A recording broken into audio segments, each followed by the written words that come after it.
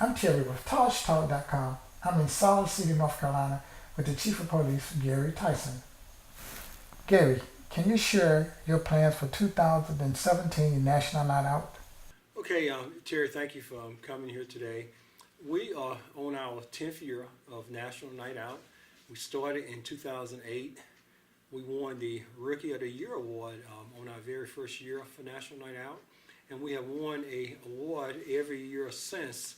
And last year in 2016, we actually was the top national night out site in the United States for towns under 15,000. So we got a program that's really special here.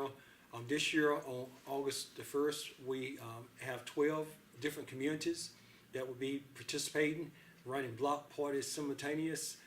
We would have upward of 3,000 people participating in our night out, National Night Out this year in 12 locations. And we're a town of a little under 9,000. So Terry, that's pretty impressive. And so this year, after winning the National Gold Cup for National Night Out last year, we knew that if we was going to win the Gold Cup for a second year, we had to up our game.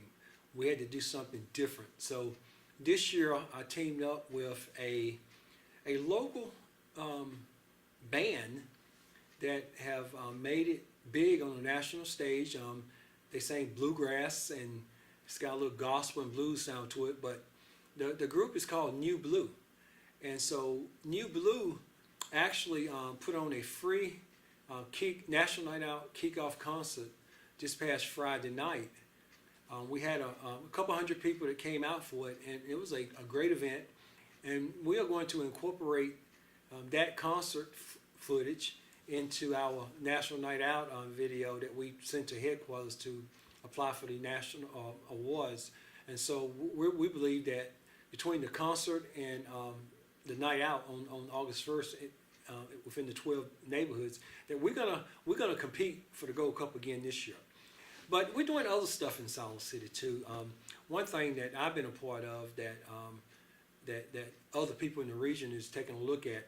We started a program last year where we took a team of officers from Mecklenburg County and Union County and took them to Mexico and embedded that group. It was 30 officers, embedded that group into a state police group in Guanajuato, Mexico, and they cross-trained with that group of officers for a week. But not only they cross-trained with the officers, but we was able to take them out in the rural areas of Mexico and see what made people, why would Mexicans leave Mexico to come to a strange country, a lot of time crossing the border illegally, putting their life and limbs on the line. What would make them leave their home country to come to the United States? And what these officers found out was, once they got to these rural areas of Mexico and they seen the poverty and the living conditions, it gave them more insight on why folks would leave that kind of environment and come to try to work to send money back home to their families. So officers, with this training, officers come away with more empathy and compassion. And when they get back here, they take that empathy and compassion and they infuse that into their day-to-day interactions with the Latino community. And it's a program that I think work. We're in the process of sending a second group to Mexico in September. And we got Orange County, we got Durham County, we got Wake County, we got a group out of UNC Wilmington and Chatham County. And so we're going to send approximately 20 officers from this region to Mexico to cross-train. So I'm very proud that I was a part of the Go Global NC. They are the organization that started this program, the Latino Initiative at Go Global NC. And so I was able to help out on getting that program going.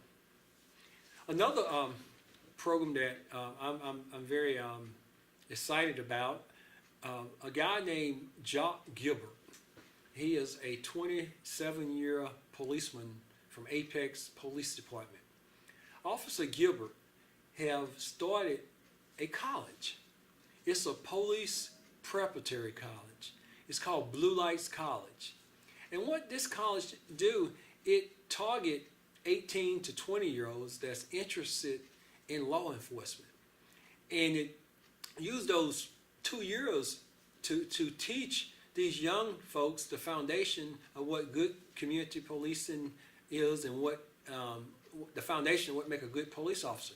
So it's prepping young people, 18 to 20, prepping them to come into the police profession. You got to be 20 and a half and 21 by the time you graduate to come into law enforcement. So this is a one-of-a-kind program. There's no other place in the country that's got a police preparatory college. And so it's called Blue Lights College. You go online and just put in Blue Lights College, and you'll see it's a very it's a very rigorous curriculum. But I'm excited to be a part of that with Captain Jock Gilbert. I hope to actually do some teaching there. So that's a program that I'm also excited about. Blue Lights College, look it up. So Terry, as you know, law enforcement have had a tough time over the last couple of years, and so we're I guess you could say we're doing an autopsy from the inside out and looking at what we're doing in law enforcement and whether or not everybody is being treated fairly. And so here in Chatham and Orange County, we started a racial justice task force, and it's got all the leaders that's in the criminal justice field in this task force, and we're looking at how we do business here in Chatham and Orange County.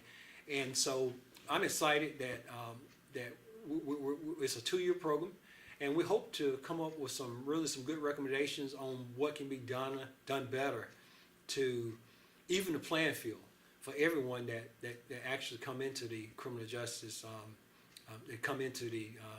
the criminal justice arena, to make sure everybody is being treated fairly. One thing that have came out of this task force, we are starting a misdemeanor diversion program, and what this is we're trying to close the school to prison pipeline. And so if a young person make a mistake and they are under, I think it's 18, we can, instead of writing them a ticket or locking them up, we can do a diversion on them. If they go through it's about an 8-week program, that they wouldn't be charged.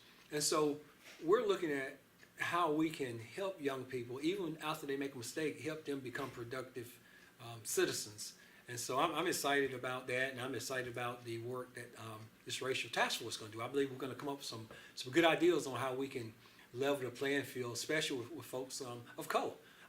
As you know, a lot of people of color feel like the stack is stacked against them when they come into the criminal justice field. So we hope to be more transparent and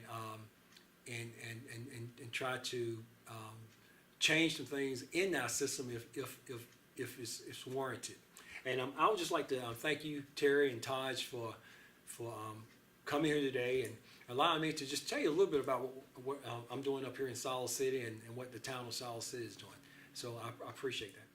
Gary, it's been a pleasure talking to you this afternoon. We all are pulling for you to win the Golden Cup again this year. It's been a pleasure speaking with you. This is Terry with TajTalk.com.